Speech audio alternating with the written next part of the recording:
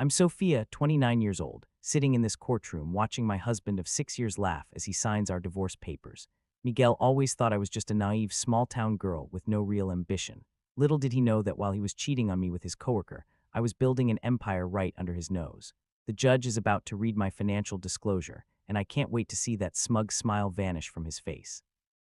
Before I tell you how my soon-to-be ex-husband's expression changed completely, let me know where you're watching from, and hit that like and subscribe button if you've ever had to stand up for yourself when no one expected you to be capable. I was a small-town girl from Tennessee who moved to Nashville to study accounting at Vanderbilt University. I had big dreams of working in corporate finance despite my humble roots. My parents always taught me the value of hard work and saving money, lessons that would prove invaluable years later. I met Miguel at a coffee shop near campus. I was studying for a financial analysis exam when he approached my table.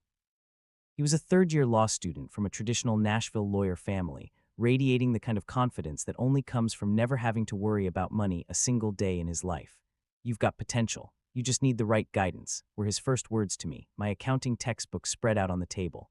At the time, I thought it was a compliment. Now I realize it was both an insult and a preview of our entire relationship.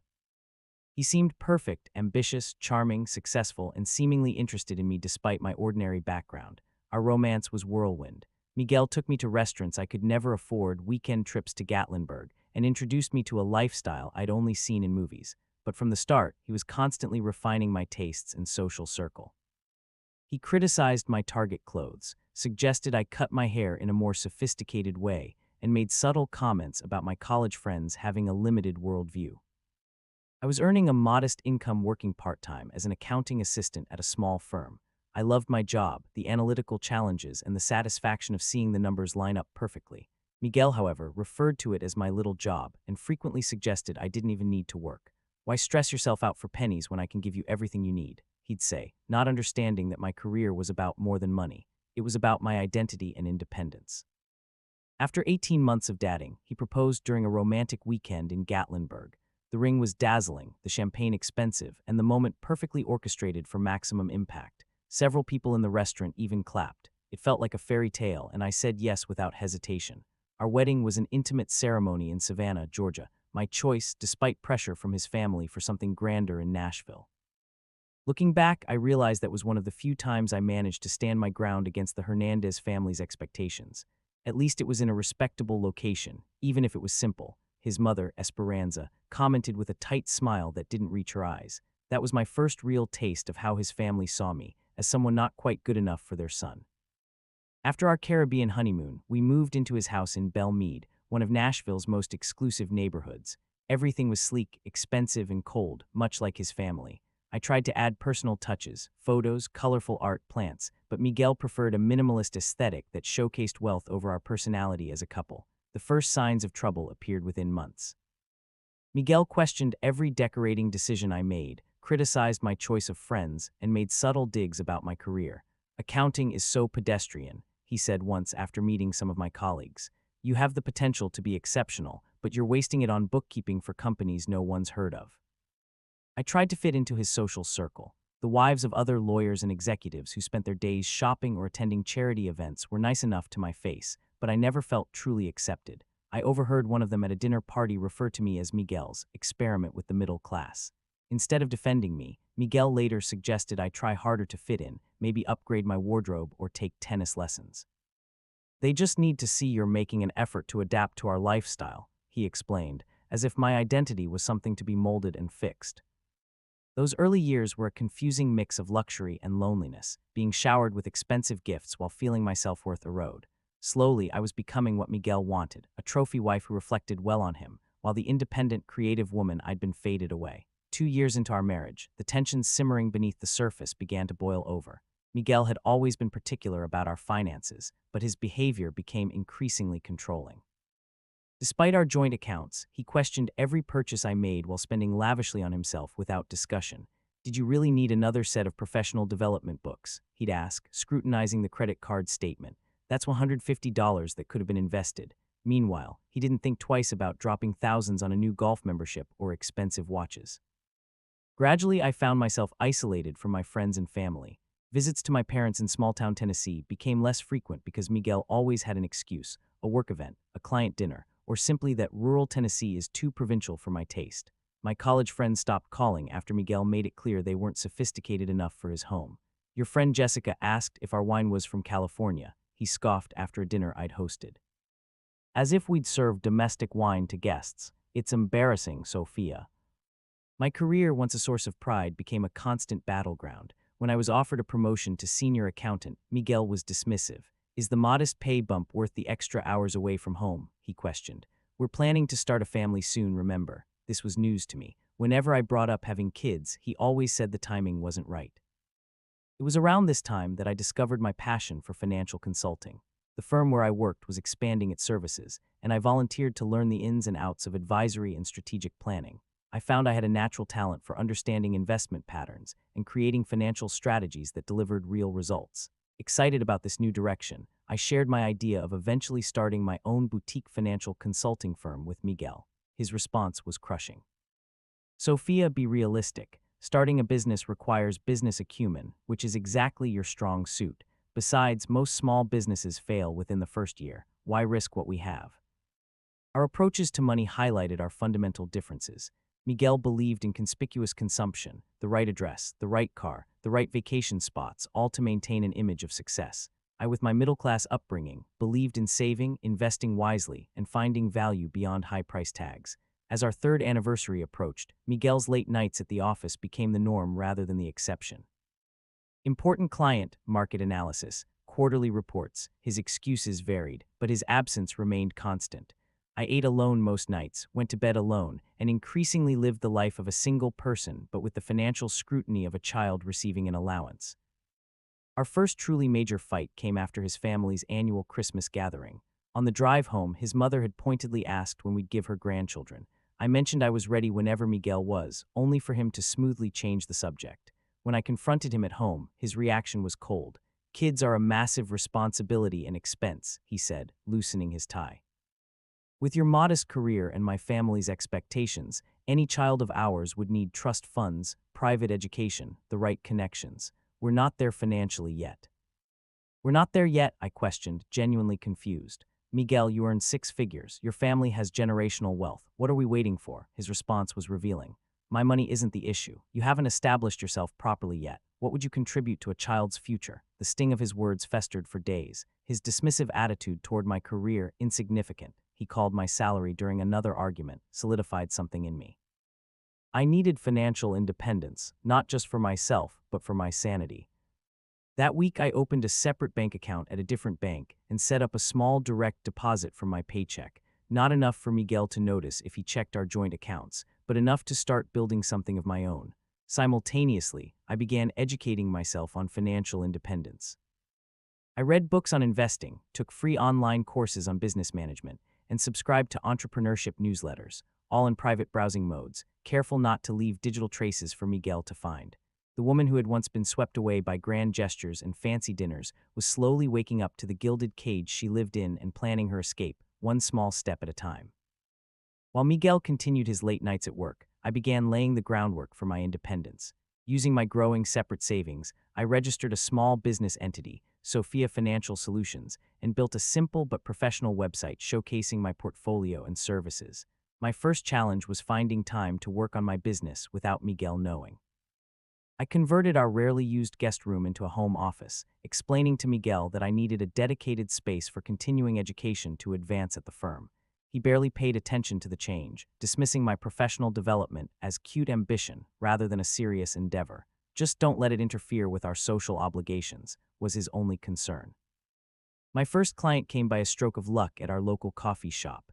I overheard Elena, the owner of a growing catering business, complaining about the expensive quotes she'd received from financial advisors. I can't afford $10,000 for a financial plan, but I'm losing money somewhere, and I can't figure out where, she told her business partner.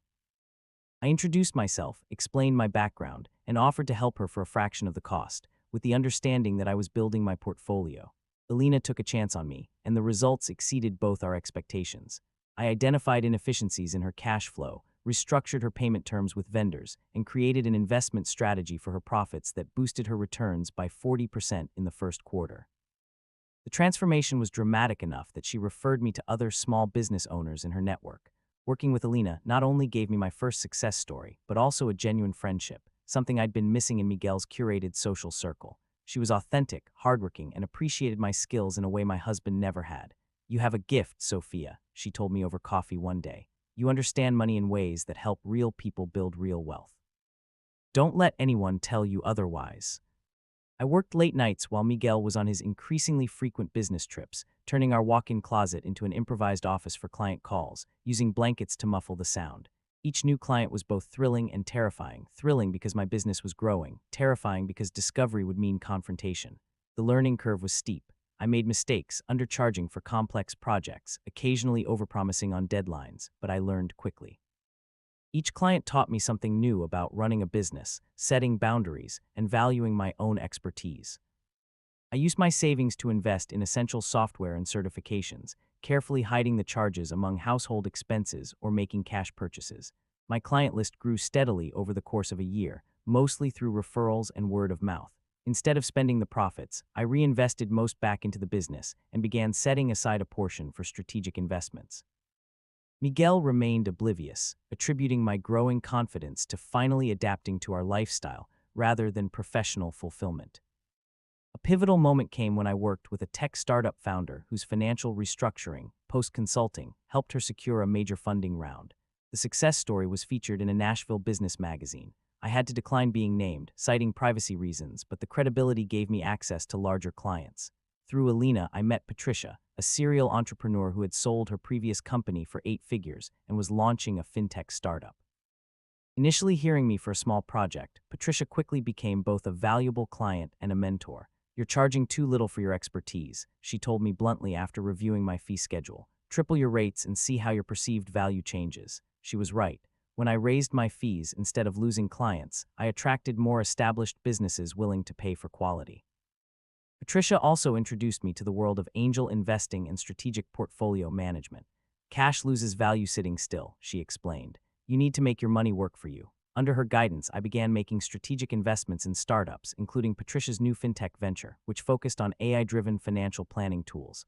I started with small amounts, but as my business grew, so did my investment portfolio. The euphoria of seeing both my business and investments grow was intoxicating. For the first time since meeting Miguel, I felt truly alive, purposeful, and independent. I was building something valuable entirely on my own merits. During this period, I maintained the appearance of being just Miguel's wife at social functions. I nodded politely as the wives discussed their shopping trips and charity committees. I attended his work dinners and played the role of supportive spouse impeccably, all while running a growing business from our home and making investment decisions that would alter the course of my life. My double life was exhausting but empowering. Every new client, every successful consultation, every investment return was a step toward the freedom I increasingly realized I wanted, needed, from my controlling marriage. 4 years into our marriage, the facade began to crumble. It started with a text message that popped up on Miguel's phone while he was in the shower. A preview visible on his lock screen from someone named A. Reed. "Miss me already. Last night was." The message disappeared before I could read more, but it planted a seed of suspicion I couldn't ignore. Miguel had been more distant than usual, often coming home smelling of unfamiliar perfume he claimed was from hugging colleagues goodbye at networking events. Instead of confronting him immediately, I decided to investigate. I noted his patterns, the late Thursday meetings that always lasted past 9 p.m., the weekend conferences that never had websites I could find, the sudden uptick in client dinners at a specific upscale downtown restaurant. The following Thursday, I told Miguel I was visiting Alina to help with a special corporate event at her catering company. Instead, I parked my car near the restaurant he frequented and waited. At 8:30, his BMW pulled into the lot. 10 minutes later, a red Mercedes arrived, and a blonde woman stepped out. Even from a distance, I recognized Amanda, his colleague from the law firm. I watched them embrace in a way colleagues never would. I saw him kiss her in the parking lot before they walked into the restaurant together. My hands shook as I took photos with my phone, my stomach a hollow pit of betrayal and confirmation. I gave them 30 minutes before walking into the restaurant. They were at a corner table, his hand over hers, leaning in intimately. I approached quietly, my heart pounding so loudly I was sure everyone could hear it. "This explains the late meetings," I said, my voice surprisingly steady. Miguel jerked back, his face cycling through shock, guilt, and finally settling on annoyance at being caught. Amanda had the decency to look embarrassed. grabbing her purse and murmuring something about using the restroom.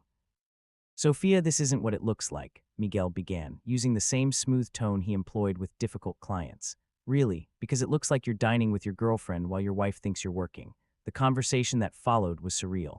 Miguel offered a half-hearted apology, claimed it was just physical, and had the audacity to blame me for his infidelity. You've been so wrapped up in your little accounting projects, he said, lowering his voice as nearby diners began to notice our exchange. You've become boring, Sophia. No ambition. When was the last time you made an effort in our marriage? I left the restaurant alone, driving aimlessly for hours before returning home. Miguel came back past midnight, offering promises to end the affair, suggesting counseling, even proposing a second honeymoon. For reasons I didn't fully understand at the time, I pretended to consider reconciliation. I need time, I told him, which wasn't a lie. I needed time not to forgive him, but to plan my next steps. The weeks that followed were a masterclass in deception on both sides. Miguel became temporarily attentive, bringing flowers, suggesting date nights, while I began consulting with divorce attorneys during my supposed client meetings. Rebecca, a formidable divorce lawyer recommended by Patricia, laid out the reality of my situation. Tennessee is an equitable distribution state, she explained. Without a prenup, the court will divide marital assets based on what they deem fair, not necessarily equal. I learned about our financial entanglements, the complexity of divorcing someone with family money, and the importance of documenting everything. Knowledge is power, especially in divorce, Rebecca said. My cautious information gathering came to an abrupt halt when Miguel discovered my browsing history on our shared computer. I'd forgot to use private browsing for one search, Tennessee Divorce Asset Division Process. His anger was immediate and terrifying. He cornered me in our kitchen, waving his phone with a screenshot he'd taken. Is this what you've been up to, planning to divorce me and take my money? His face was red, a vein pulsing in his forehead. Let me make this clear, Sophia. You'll have nothing without me, nothing. My family's lawyers will make sure of that. I stayed calm, which only infuriated him more. I'm not planning anything, Miguel. I was just researching after what happened. Wouldn't you do the same? He seemed placated by my explanation, but the threat lingered between us. That night, I moved all my important business documents to secure cloud storage and began transferring digital records to drives I kept in a safe deposit box Miguel didn't know about. The final discovery came 3 weeks later. While organizing our closet, a task Miguel never participated in, I found a jewelry receipt tucked inside his dress shoes. It was from Tiffany & Co., dated 2 months earlier, for a diamond tennis bracelet costing nearly $12,000. I'd never received such a gift. Even knowing about the affair, this evidence of his tangible investment in another woman hurt in a way I hadn't expected. The receipt showed he'd spent our money, supposedly our money, on Amanda. Before I could process this new betrayal, I heard the front door open. Voices, Miguel and a woman laughing in our entryway. I stood frozen in our closet as they entered our bedroom, clearly not expecting me to be home midday. I stepped out to find Miguel and Amanda embracing at the foot of our bed, the bed we'd shared for 4 years. Sophia, Miguel exclaimed, not bothering to step away from Amanda. You're supposed to be at work. I took a half day, I replied, stunned by my own composure. Clearly, I should have called first. What followed wasn't the emotional confrontation the movies had prepared me for. Instead, Miguel turned coldly pragmatic. Well, this saves me from having to have a difficult conversation, he said, straightening his tie. I want a divorce, Sophia. Amanda and I are planning a future together. His confidence was absolute as he outlined his terms. He would generously allow me to keep my personal belongings and a small settlement to help me get on my feet. The house, our investments, even the furniture we'd bought together would remain his. My lawyers will be in touch, he concluded, seemingly confused by my lack of hysteria or pleading. You should find somewhere else to stay starting tonight. Actually, I said, since this is legally my residence too, I'll stay. You and Amanda are welcome to find a hotel. His face darkened at my defiance, but Amanda tugged at his arm. Let's go, Miguel. We can deal with this later. As they left, Miguel turned with one final jab. You'll regret not taking my generous offer when my lawyers are done. You'll be lucky to afford a trailer park in the worst part of Nashville. I closed the door behind them, leaned against it, and for the first time since discovering his affair, I smiled. Miguel had no idea what was coming. The day after I caught Miguel and Amanda in our bedroom, he moved most of his clothes and personal items out of the house. I changed the locks that afternoon, legally questionable, but it gave me time to properly document our belongings before he could remove anything valuable. Miguel's presumption about my financial naivety quickly became apparent in the initial settlement offer his lawyer sent, a one-time payment of $50,000 and 6 months of living expenses. In return, I'd make no claims on any of our other assets, including the house I'd helped furnish and maintain for 4 years. He's testing the waters, Rebecca explained when I showed her the offer. He's assuming you don't know your rights or the true extent of your marital assets. With Rebecca's guidance, I formally rejected the offer and began the financial discovery process, a legal mechanism requiring both parties to disclose all assets and liabilities. Miguel's response was to have his lawyer delay and obfuscate at every turn. This is a standard tactic, Rebecca assured me. They're hoping to exhaust your resources and patience until you settle for less than you deserve. What Miguel didn't realize was that I wasn't reliant on his disclosures. I'd been meticulously tracking our joint finances for years, including accounts he thought I didn't know about. More importantly, I had my own growing resources he was completely unaware of. After careful consideration and consultation with Rebecca, we made a strategic decision. I would temporarily withhold the full extent of my business and investments during the initial negotiation phases. Tennessee law generally considered businesses started during the marriage as marital property, but Rebecca identified a potential exception based on the fact that Miguel had actively discouraged my business and provided no support, financial or otherwise, in its creation. We'll disclose everything at the right moment, she assured me, but for now, let him believe his own narrative about you. As the legal process moved slowly, Miguel launched a social offensive. Mutual friends began avoiding my calls. Invitations to social events dried up. Even our neighbors, who had always been friendly, became coldly professional. I later learned Miguel had been spreading a narrative that I had cheated on him, that I was mentally unstable, and that he was divorcing me despite his best efforts to save our marriage. In the circles where his family's name carried weight, his version of events was accepted without question. The pain of this social exile was unexpectedly sharp. People I'd shared holidays with, celebrated milestones with, confided in, all vanished from my life based on Miguel's lies. All except Alina and Patricia, who never wavered in their support.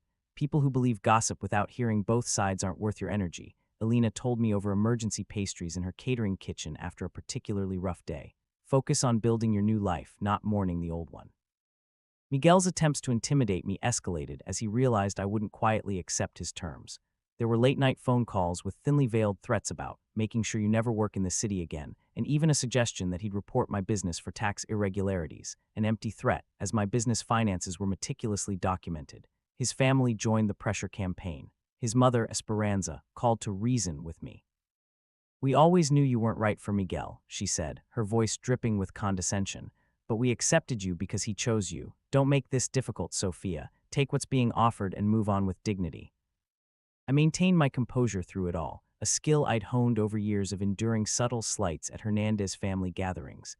Thank you for your concern, Esperanza. I'll be guided by my lawyer's advice. Miguel's overconfidence began to work against him. Believing I had no resources to fight a prolonged legal battle, he made several critical mistakes. He failed to disclose investment accounts I had documentation for, underreported the value of his stock portfolio, and claimed certain assets were separate property when they'd clearly been purchased with marital funds. Rebecca documented every discrepancy meticulously, building a case that would eventually undermine his credibility with the court. Meanwhile, my business experienced exponential growth during the separation period. A financial restructuring plan I designed for a regional restaurant chain helped them avoid bankruptcy and triple their profits, leading to features in industry publications. I had to decline interviews, citing personal reasons, but the professional recognition brought a flood of new clients. The big break came when I secured a contract with a national retail chain to overhaul their entire financial strategy, a six-figure deal that transformed my business from successful to exceptional. I hired 4 employees, leased professional office space in downtown Nashville, and began turning away clients whose values didn't align with my company's mission. All this happened while Miguel and his legal team continued to characterize me as a struggling bookkeeper, dependent on her husband's support. His perception of me as the naive small-town girl, dazzled by his wealth, had calcified to the point where he couldn't conceive of my success independent of him. During this time, Patricia introduced me to a group of angel investors looking to fund promising fintech startups. My combination of practical financial expertise and tech vision impressed them enough to offer seed funding for a revolutionary financial planning app I'd been developing. The app, which used AI to provide personalized financial advice for small businesses and individuals, launched in beta with an overwhelmingly positive response. Within 6 months, we had 50,000 users and were fielding acquisition offers from major financial institutions. I also made strategic investments in several other startups, leveraging my network and financial expertise to identify companies with exceptional growth potential. My portfolio diversified across tech, real estate, and emerging markets, all carefully managed to maximize returns while minimizing risk. The night before our final court date, I sat alone in the house that had never felt like home, reflecting on my journey. 4 years earlier, I'd been so eager to please Miguel that I'd started losing myself. His betrayal, painful as it was, had forced me to rediscover my strength, ambition, and worth. I packed a small overnight bag. Regardless of the judge's ruling, I decided I wouldn't spend another night in the space where my marriage had unraveled. My new penthouse apartment was ready, purchased through an LLC Miguel knew nothing about, furnished with pieces I'd chosen for their beauty and comfort rather than their status value. As I zipped the bag shut, my phone buzzed with a text from Patricia. "Remember who you are tomorrow, not who he tried to make you be." With those words in my heart, I prepared to face the final act of my marriage to Miguel. The morning of our court date dawned clear and crisp. I dressed in a navy suit, conservative but confident, with a single piece of jewelry, a small diamond pendant Alina and Patricia had given me to mark my business's second anniversary. Your Independence Diamond, they'd called it. I arrived at the courthouse 30 minutes early, as Rebecca had advised. Miguel was already there, looking expensive in a tailored charcoal gray suit, his lawyer David by his side. David was a senior partner at one of Nashville's most prestigious law firms, with a reputation for aggressive divorce settlements favoring wealthy clients. Miguel smirked when he saw me, leaning over to whisper something to David that made both men chuckle. His confidence was palpable. He believed this was merely a formality before his inevitable victory. Rebecca arrived moments later, impeccable in a burgundy suit that stood out against the courtroom's muted colors. Unlike David, with his team of junior associates, Rebecca worked with precision and purpose, radiating a quiet competence that had reassured me since our first meeting. "Ready?" she asked, her expression giving nothing away to prying eyes. "More than ready," I replied. Judge Catherine Williams's courtroom was intimidating in its austerity. The judge herself, a woman in her 50s with silver hair and piercing eyes, had a reputation for fairness but little patience for games or emotional displays. As proceedings began, Miguel put on an Oscar-worthy performance. His testimony painted him as the devoted husband who had supported his wife's modest career ambitions, only to be repaid with ingratitude and unreasonable divorce demands. "I just want a fair resolution, Your Honor," he said, his voice modulated to convey reasonable disappointment. "I've offered Ms. Sophia a generous settlement that would allow her to maintain a comfortable lifestyle while rebuilding her career." David presented his case for asset division, emphasizing Miguel's family wealth as separate property, minimizing my contributions to our marital assets, and suggesting the house, purchased primarily with his earnings, should remain his. Throughout their presentation, I maintained my composure, neither reacting to Miguel's fabrications nor revealing my emotions. Judge Williams occasionally glanced at me, her expression inscrutable. When it came time to sign the initial divorce decree separating our marital status while financial matters were finalized, Miguel made a show of it. He signed with a flourish, a laugh escaping his lips as he capped his Mont Blanc pen. As he returned to his seat, he passed close enough to relish whispering, "Back to your parents' farm." Rebecca's presentation began methodically. Her approach, a stark contrast to David's theatrical arguments, presented evidence of Miguel's financial deceptions during our marriage, the hidden accounts, the lavish spending on Amanda, the pattern of financial control. "Your Honor," Rebecca said, "Mr. Miguel has not been truthful about the full extent of marital assets as required by Tennessee law." She submitted documentation of accounts Miguel had failed to disclose, including dates, account numbers, and approximate balances. Miguel shifted uncomfortably in his seat as Rebecca continued, his smug expression giving way to nervous glances at David. David requested a brief recess, which Judge Williams denied. "I think we should proceed, Counselor. I'm particularly interested in hearing about these undisclosed assets." The courtroom atmosphere grew tense as Rebecca methodically dismantled Miguel's financial deceptions. Judge Williams's expression grew increasingly stern as the evidence piled up. "Furthermore, Your Honor," Rebecca continued, "we request that the court consider Ms. Sophia's separate property, established during the marriage but without any contribution or support from Mr. Miguel." This was the moment we'd prepared for. Judge Williams looked up from her notes. "Please elaborate, Counselor." "Ms. Sophia established a financial consulting business during the marriage. Mr. Miguel not only provided no support for this venture, but actively discouraged and belittled her professional ambitions, as evidenced by these communications." Rebecca submitted emails and text messages where Miguel had dismissed my business as a hobby and discouraged my entrepreneurial goals. Judge Williams reviewed the documents carefully before addressing me directly for the first time. Ms. Sophia, the court requires full financial disclosure from both parties. Have you submitted complete information regarding this business venture? Not yet, Your Honor, I replied, as we'd planned. My full financial disclosure is ready for submission today. Rebecca handed the court clerk a sealed envelope containing my complete financial disclosure, the document we'd strategically withheld until this moment.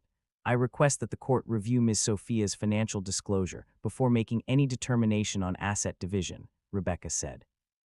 Judge Williams nodded and opened the envelope. The courtroom fell silent as she read, her eyebrows raising slightly, the only indication of surprise from the otherwise composed judge. After what felt like an eternity, she looked up. For the record, I will read the summary of Ms. Sophia's assets. My heart pounded as she began. Sophia Financial Solutions, a financial consulting firm established 3 years ago. Current valuation based on revenue, contracts, and intellectual property, $2 million. Miguel's head snapped around, his expression of disbelief almost comical. Investment portfolio, including tech stocks, real estate, and startup investments, $1.9 million. Miguel gripped the table, his knuckles white. Real estate properties, 2 properties purchased in the last 18 months, valued at $1 million. By this point, Miguel looked physically ill, his face drained of color, his body rigid with shock. Next to him, David whispered frantically, but Miguel seemed unable to process what he was hearing. Total disclosed assets, $5.2 million, Judge Williams concluded. The courtroom remained silent. Miguel stared at me as if seeing a stranger. In that moment, I felt no triumph or vindication, just profound relief that the truth was finally on record. Judge Williams broke the silence. Mr. Miguel, would you like to revise any of your prior statements regarding Ms. Sophia's financial dependence on you? Miguel seemed incapable of speaking. David stood quickly. Your Honor, we were unaware of these assets. We maintain that as they were acquired during the marriage, Mr. Miguel is entitled to an equitable portion.